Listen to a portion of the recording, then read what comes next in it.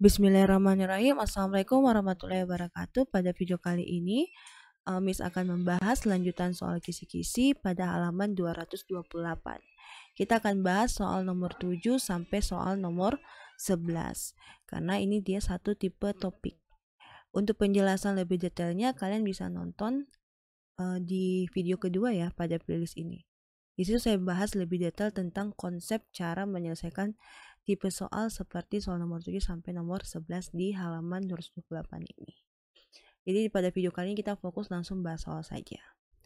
Nah, untuk soal nomor 7 diketahui cos theta itu sama saja dengan 1/A. Kalian ingat untuk mencari nilai fungsi trigonometri pada bentuk seperti ini yang mana sudutnya itu tidak diketahui, maka kita menggunakan bantuan sisi dari segitiga, sisi samping, depan, dan miringnya. Untuk cos, kalian ingat rumusnya itu adalah sisi depan, sisi samping per sisi miring. Nah, berarti dari sini kita dapat informasi bahwa nilai sisi sampingnya itu sama saja 1 dan nilai sisi miringnya itu sama saja dengan A. Kemudian untuk menentukan fungsi tan, disoalkan ditanyakan nilai tan. Untuk fungsi tan itu rumusnya adalah panjang sisi depan per panjang sisi samping. Ya cocok, panjang sisi depan per panjang sisi sampingnya. Nah, di soal hanya diketahui panjang sisi sampingnya saja. Kita lihat di sini sisi sampingnya adalah 1. Berarti ini per 1. Untuk sisi depan kita bisa pakai konsep Pitagoras. Di mana konsep Pitagoras itu berarti panjang sisi miringnya kalau dikuadratkan sama saja dengan kuadrat dari kedua panjang sisi pengikutnya, itu sisi depan dan sisi samping dari sudut. Nah, sisi miringnya kita ketahui adalah A, berarti A kuadrat sama dengan sisi depannya ini yang kita mau cari, kemudian sisi sampingnya itu 1. Nah, kalau kita uraikan ini berarti A kuadrat sama dengan D kuadrat tambah 1. Karena kita mau cari D kuadrat, tinggalkan sendiri di ruas kanan. Sehingga nanti plus 1 berubah menjadi min 1 di ruas kiri. Kita dapat informasi D kuadrat. Nah, yang kita mau itu adalah bukan D kuadrat tapi D saja. Maka pangkat 2-nya itu pindah menjadi akar A kuadrat dikurang 1. Nah, berarti di sini, ini saya hapus dulu. D-nya bisa saya ganti jadi akar A kuadrat kurang 1 per sisi sampingnya tadi adalah 1. Nah, berikutnya kalau kita uraikan berarti nanti dapat akar A kuadrat dikurang 1. Nah, sampai di sini belum selesai. Kenapa? Karena di soal itu dia mengatakan bahwa tan yang kita mau cari itu berada di kuadran kedua. Ingat, kuadran kedua yang positif itu cuma sin. Sehingga untuk cos dan tan itu bernilai negatif. Jadi jawaban yang tepat itu berada di pilihan bagian C, bukan A ya. Nah, kalau A itu berarti dia kuadran ketiga. Tapi kalau soalnya bilang kuadran kedua, maka yang tepat itu ada di soal bagian C. Oke, kita next untuk bahas soal ke-8. Untuk soal 8, nah ini. Untuk soal 8, diketahui tan X itu sama dengan min akar 3. Berarti ini min akar 3 bisa saya tulis juga seperti negatif akar 3 per 1. Nah, tadi kita tahu nih bahwa untuk mencari nilai fungsi tan, kita perlu yang namanya sisi depan per sisi samping. Nah, berarti ditahu D-nya itu adalah akar 3, sampingnya adalah 1. Nah, kemudian yang ditanyakan adalah cos. Untuk cos X. Nah, untuk mencari cos X itu berarti kita butuh sisi samping per sisi miring. Nah, pada soal sudah diketahui bahwa sisi sampingnya itu adalah 1. tapi sisi miringnya belum diketahui. Kita pakai rumus Pitagoras. Lihat kembali, sisi miring kuadrat itu akan sama dengan panjang sisi-sisi pengikutnya setelah dikuadratkan.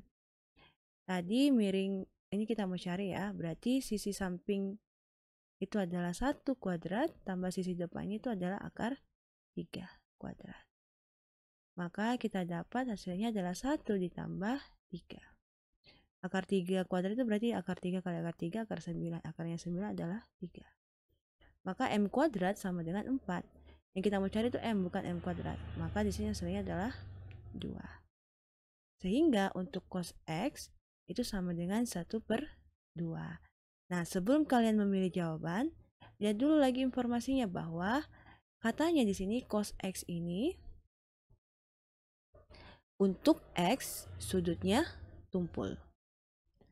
Nah, untuk sudut tumpul itu artinya berada di kuadran kedua. Kalau kuadran kedua yang positif cuma cos, maka kalau yang dicari adalah sin, maka ini jawabannya negatif 1/2. Untuk jawaban yang tepat ada di pilihan bagian C untuk nomor 8. Oke, kita lanjut untuk bahas soal nomor 9. Untuk soal nomor 9 masih mirip kok cara kerjanya untuk nomor-nomor 7 dan 8. Untuk soal nomor 9 diketahui sin A itu sama dengan 1/K. Kemudian katanya A itu adalah sudut tumpul. Ingat kalau sudut tumpul itu artinya dia berada di kuadran kedua. Nah, kemudian di sini ditanyakan adalah nilai cos A. Nah, secara tidak langsung dari informasi sin A ini kita diberitahukan bahwa satu ini adalah panjang sisi depan dan K ini adalah panjang sisi miring. Sehingga untuk mencari panjang sisi sampingnya itu bisa kita menggunakan konsep Pitagoras yang M kuadrat sama dengan panjang sisi kuadrat samping ditambah panjang sisi depan kuadrat. M kuadrat itu berarti K kuadrat sama dengan panjang sisi sampingnya itu adalah, yang kita mau cari ya. Kemudian ditambah D itu adalah 1. Sehingga kita dapat K kuadrat dikurang plus 1 kuadrat ini pindah jadi min 1 sama dengan S kuadrat. Yang kita mau cari adalah nilai S-nya atau sisi sampingnya. Maka diperoleh K kuadrat dikurang 1. Nah, ini untuk panjang sisi samping. Nah, yang ditanyakan tadi adalah nilai cos A-nya. Nah, untuk cos A berarti rumusnya adalah panjang sisi samping per panjang sisi miring. Untuk panjang sisi sampingnya itu adalah akar K kuadrat dikurang 1 per sisi miringnya adalah K. Nah, kita ingat di sini bahwa dia berada di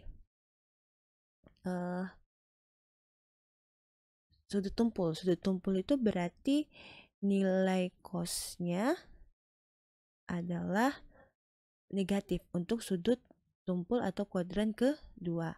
Jadi jawaban yang tepat ini adalah negatif akar K kuadrat dikurang 1 per K.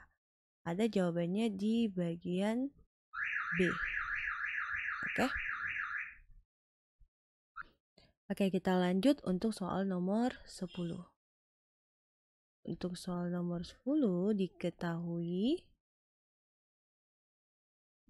cos alfa itu sama saja dengan 5/13. Di mana alfa adalah sudut lancip. Kalau sudut lancip itu berarti artinya di kuadran pertama. Nah, yang ditanyakan adalah nilai dari 2 sin alfa. Sebelum itu kita cari dulu nilai dari sin alfa tersebut. Kembali lagi, Miss ingatkan di bagian cos alfa ini kita secara tidak langsung diberitahukan bahwa 5 ini adalah panjang sisi samping dan 13 ini adalah panjang sisi miring. Nah, untuk itu kita perlu cari panjang sisi depannya. Di mana panjang sisi depan itu bisa kalian dapat dengan akar M kuadrat dikurang S kuadrat. Kalau kalian tidak bisa langsung pakai rumus kayak begini, silakan pakai dari rumus awal Pitagoras yang sebelum-sebelumnya bisa gunakan. Dimana konsep Pitagoras itu panjang sisi miring kalau dikuadratkan hasilnya itu sama dengan kuadrat dari panjang sisi-sisi pengikutnya. Nah, di sini kan M-nya itu adalah 13, berarti 13 kuadrat sama dengan D itu yang kita mau cari. Nah, kemudian untuk S-nya itu tadi adalah 5, berarti 5 pangkat 2. 13 pangkat 2 itu berarti 169. Ini D kuadrat, ini ditambah 25. 169 dikurang 25 itu sama saja dengan D kuadrat. Itu adalah 144. Yang kita mau cari bukan D kuadrat, tapi D saja. Maka D itu sama saja dengan akar dari 144 atau sama saja dengan 12. Nah, berikutnya barulah kita mencari nilai sin. Soalnya itu atau langsung saja ya, 2 kali sin alfa. 2 dikali sin alfa. Itu sama saja dengan 2 dikali sin alfa, itu berarti rumusnya adalah sisi depan per sisi miring. Nah, berarti sama saja 2 dikali sisi depan pada sudut itu tadi 12 per sisi miring pada sudut itu adalah 13. Nah, kita uraikan ini 2 kali 12 dapat 24 per 13. Karena kuadran 1 semuanya positif ya, berarti ini hasilnya juga akan positif. Maka jawaban yang tepat ada di bagian A untuk soal nomor 10. Oke, kita lanjut next untuk soal terakhir pada video ini adalah soal nomor 11. Untuk soal nomor 11 diketahui sin A. Jadi kalau kalian lihat ya cara-cara kerjanya nomor 7 sampai 11 itu mirip-mirip kok. Sin A itu sama dengan 12 per 13. Secara tidak langsung dari informasi ini kita diberitahukan bahwa 12 ini adalah panjang sisi depan dan 13 ini adalah panjang sisi miring. Lalu di sini kita untuk sudut A itu katanya sudut tumpul. Sudut A itu adalah sudut tumpul. Sudut tumpul itu maknanya berarti dia berada pada kuadran kedua. Nah, sekarang untuk soalnya itu menanyakan 2 kali sin alfa dikali cos alfa. Nah, ini bisa kalian pakai sifat identitas atau sifat-sifat dari persamaan trigonometri, atau mau dikerjakan manual juga boleh. Kalau manual berarti kamu harus tahu dulu nilai cos alfa. Nah, untuk cos alfa itu adalah sisi samping per sisi miring. Nah, sisi sampingnya itu adalah 13 akar dari 13 kuadrat dikurang. Nah, ini kita pakai konsep Pitagoras. Ini mis langsung saja ya untuk soal yang ini. Berarti sisi samping itu didapat dari akar. Sisi miringnya, ingat ya, kalau sisi miring yang di dalam akar berarti pengurangan. Dikurang dengan sisi yang diketahui itu adalah sisi depan, 12 pangkat 2. Per sisi miringnya 13. Ini berarti akar dari 169 dikurang 144 per 13. Atau sama saja dengan akar 25 per 13. Atau sama saja dengan 5 per 13 untuk nilai cos A. Nah, kita tentukan nih untuk sin pada kuadran kedua itu positif. Berarti sin A itu adalah positif dari 12 per 13 dan cos A itu adalah negatif dari 5 per 13. Jadi untuk 2 dikali sin A dikali cos A itu sama saja dengan 2 dikali 12 per 13 dikali min 5 per 13. Ini jawabannya akan negatif. Positif kali negatif, negatif. Kemudian 2 kali 12 kali 5 itu hasilnya adalah 100 berapa tuh?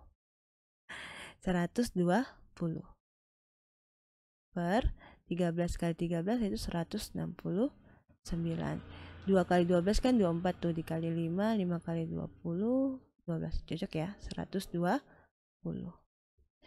Nah, berarti di sini jawabannya adalah negatif 120 per 169 ada di pilihan bagian B. Oke, ini untuk cara manual tadi ya.